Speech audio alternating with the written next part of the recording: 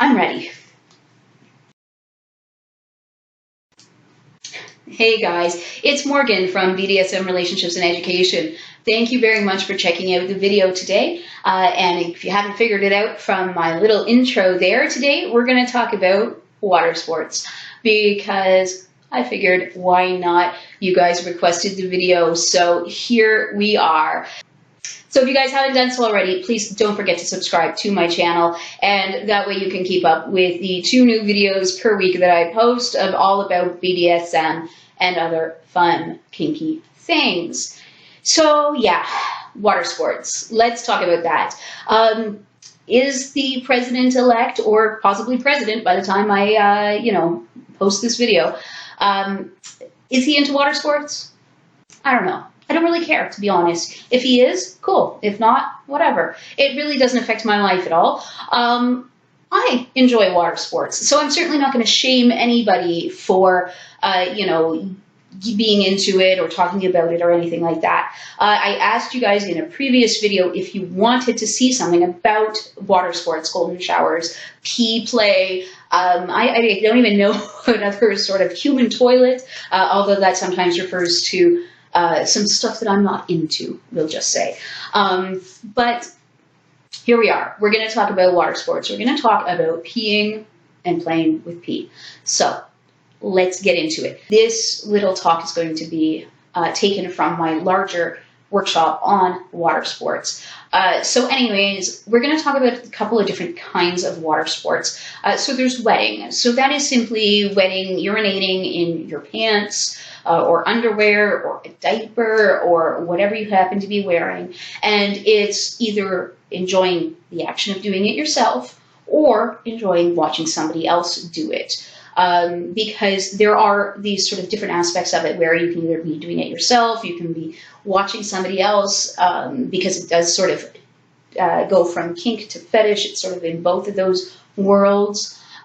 There's an activity in the UK, it's called pussing, I think. I don't know. It's Pussing, and I'll stick that over here. It is basically the idea of generally males watching generally females urinate in public toilets. So you see this kind of kink. This is a big fetish all over the internet, where there's tons and tons of videos of people peeing in toilets.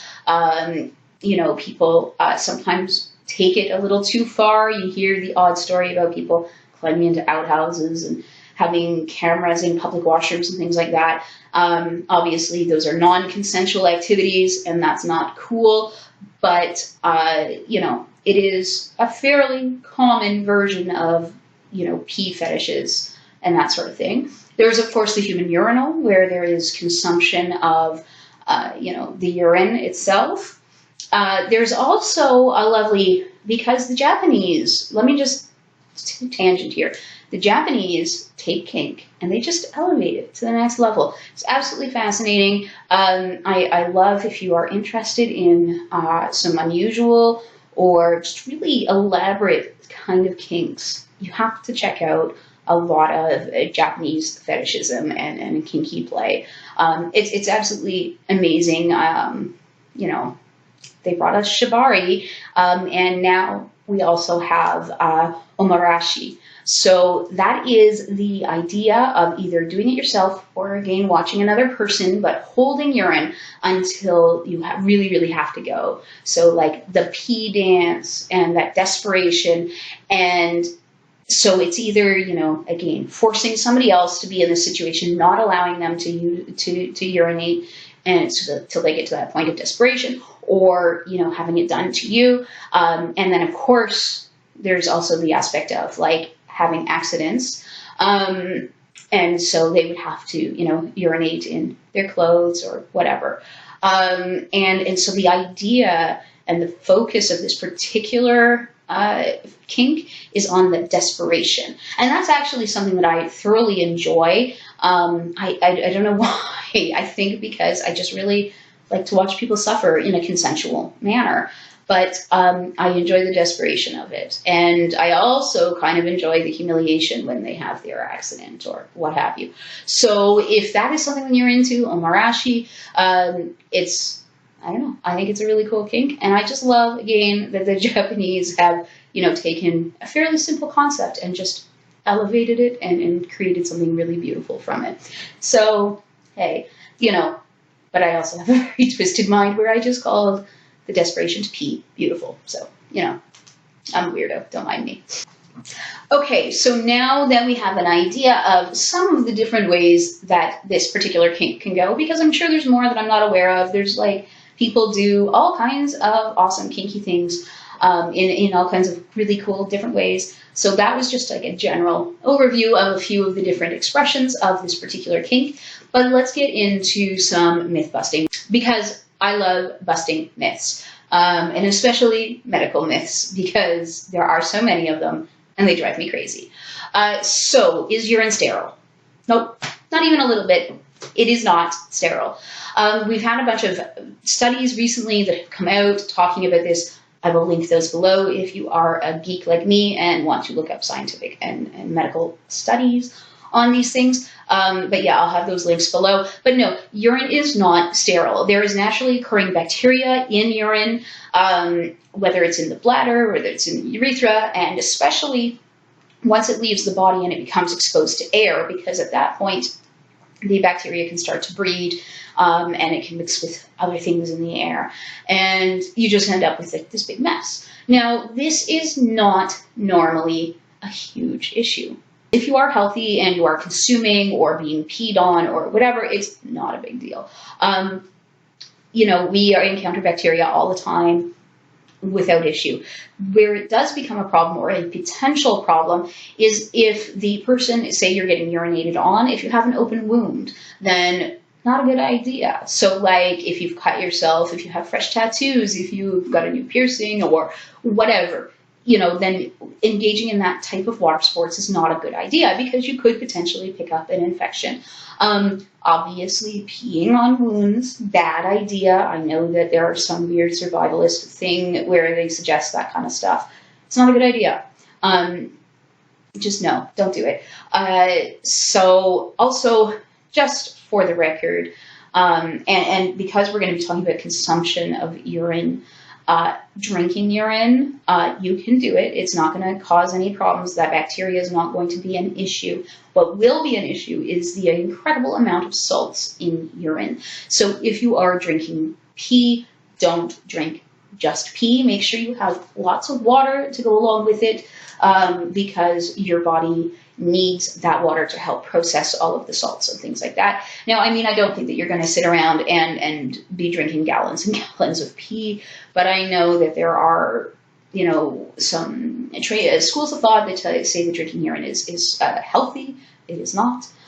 It's a waste product, or that it could rehydrate you. It certainly will not do that, because there is a high salt content to pee. So make sure that you drink water along with your pee, afterwards, whatever. You don't have to mix it, but, have a glass of water after you're done your water sports.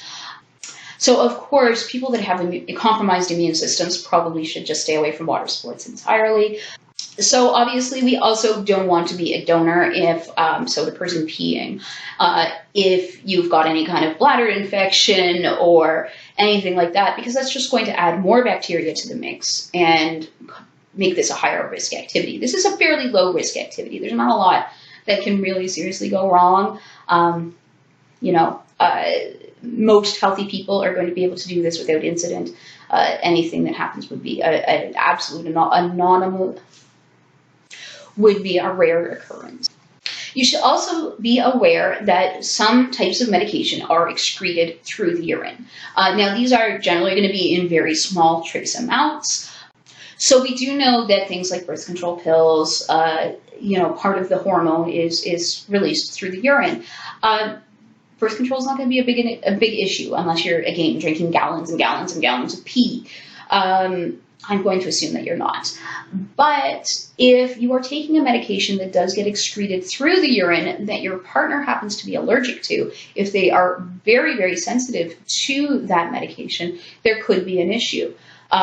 So I personally just wouldn't want to take that risk. I would want to make sure that my partner is not allergic to any medication that I'm taking, just to be on the safe side there. that will be something that will be up to you guys. You know, your risk profile and risk tolerance may be different than mine, but it's something that you should be aware of. Now, I can't point to any studies saying that there would be a problem or anything like that, because nobody has bothered to study this stuff, because they just think that we're a bunch of weirdos drinking pee over here. So, yeah, no studies there. Okay, so let's get into how to actually go about doing water sports, because, I mean, really, it is pretty simple. You pee on another person, or in their mouth, or in a bowl and make them drink it, or whatever. There's like a ton of different possibilities. Or you do wetting and desperation and things like that I talked about in the beginning of the video.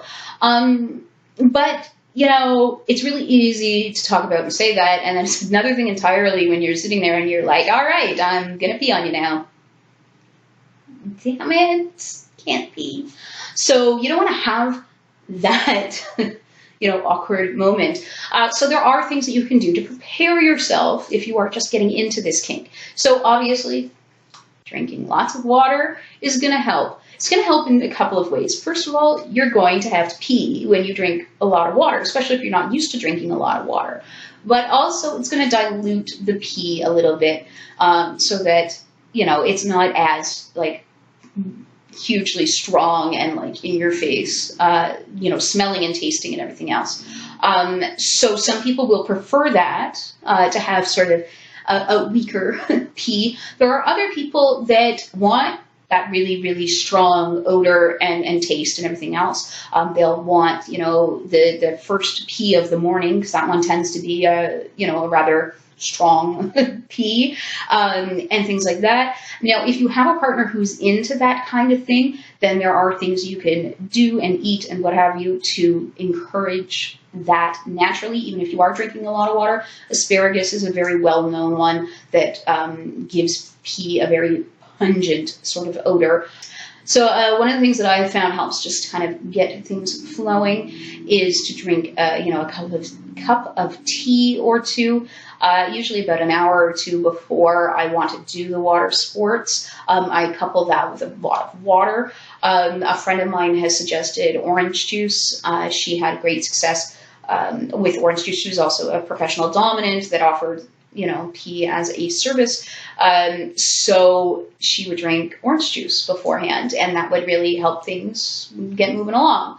And, obviously orange juice and water, tea and water, just making sure that you have the volume that you need, but also something just to kind of help get it through your system.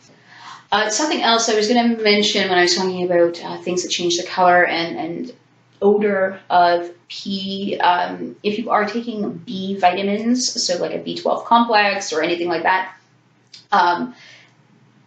B vitamins are excreted through urine. So it's not a big deal, but they do tend to make pee go like a fluorescent yellowy greeny color, and that can freak people out in the beginning, but it's also kind of handy if you are consuming a huge amount of water.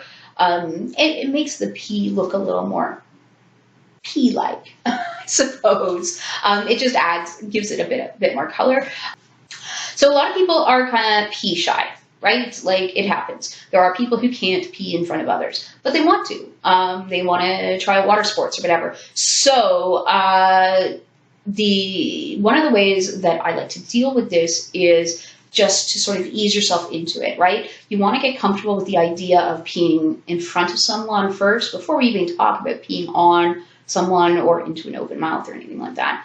So you want to just kind of get comfortable peeing in front of your partner. So like, leave the door open when you go to the washroom. Once you feel kind of comfortable with that, have a conversation while you're having a pee, that kind of thing. And then, work up, let them watch, just slowly kind of get used to it. Talk about it when you're not in the washroom, but talk about and fantasize about how much fun it will be to engage in water sports. Identify what it is that you're trying to get out of it. So if it's the humiliation aspect, if it's the power aspect, if it's just like, I peed on you, now I own you kind of thing. Whatever it is that turns you on about it, fantasize about those kind of subjects and how much fun it's going to be. It's also easiest, both logistically and, sort of physically, to do your first water sports scene in the shower. A lot of us, most of us, all of us are used to peeing in the shower anyways, right? So it's not like, oh, okay, well, I only pee on the toilet, and now I'm in a situation where I'm supposed to pee, but I can't because I'm not used to this, or whatever. We all pee in the shower, or at least I assume we do. So you're already there. You're used to peeing, shower with your partner, and it just makes it like come more easily. I think the hot water helps, running over your body, and then you can pee and what have you. If the bottom is a little hesitant about the whole thing, because, sometimes they are, then I think it's a little easier for them, because they're like, okay, well, there's hot water and now there's hot pee, but it's all just kind of warm and feels nice, and then you can kind of progress from there. You're already in the tub, so you're already where you're going to do your cleanup, right? So it's like really easy to clean up afterwards. I just think that it's a really good place to start. So you can, you can turn the water on and pee. You can leave the water off and pee, and then shower afterwards, whatever works for you. I also find that it's easier to kind of pee on sort of the lower extremities. So you're standing in the shower, and then you can just let it go. And so you can pee on the person's legs and feet and stuff like that. A lot of people will find that to be a huge turn on just in and of itself. But I find that it's a good step. You can place your hand in your partner's stream while they're peeing, just to kind of get used to all of this sort of stuff, right? So it's not where you go from 0 to 60 all at once, where it's like, hey, I've never done water sports, to, oh, I'm going to pee in your mouth. Right? So you want to work your way up sometimes. If you can just go from one extreme to the other, by all means, go for it. Do you. But for most of us, I think we need a little working up to the whole situation. You can also try one of the commodes without the bedpan in it, so that you can, use that. And that may help if you're in that sort of seated toilet position that you're used to with peeing, and then your partner can go underneath. And of course, you can also pee into an object and then have a partner drink it. So you can use a glass. I've used dog bowls before, and then made the other person on all fours lick it up from a dog bowl. But then you can also have fun with some of the sort of medical equipment, because medical fetishist, remember that. But this is a female urinal. It would be attached to a bottle, and this just goes against the body. I also have a little silicone sheepy for when I'm traveling. These kind of things are really handy, and you can pee standing up. You didn't see, but I just kind of put it where it's supposed to go. But these help you pee standing up. So something like this is, I think, great for fetish play, if you want to have your partner consume, because they can just put their mouth around that. So that's an option. There's also a lovely contraption called a sheenus, which is like a big dong, and it's hollow and you pee into it. And that's really cool. This goes into a toilet to measure pee. So it just collects there. Something like that I think is a lot of fun. And of course I have a couple of bedpans as well. Because, again, I'm a medical fetishist, so I enjoy these sorts of things. And I think bedpans are kind of fun and really, really humiliating to make someone drink out of. So that's just some ideas about water sports. Obviously, there's a lot more to it. Again, I have a 2-hour almost presentation about water sports where we can talk about all of it. But this is the quick version because it's YouTube and I don't want to have huge long videos. Anyways, thank you very much for checking this out. I hope that you found it informative. If you have any questions about water sports or anything kink related, you can leave me questions in the comments below. You can also go to my website. It's down right now, but it'll be back up soon. But you can go to my website where you can ask them anonymously. You can add me on FetLife. I'm not checking FetLife that much recently, but you can add me there and ask questions if you'd like. You can always email me questions too. I'm open to whatever. I just want to be able to answer the things that you guys want to know. Anyways, again, thank you very much for checking out this video. I hope you enjoyed it, and happy peeing.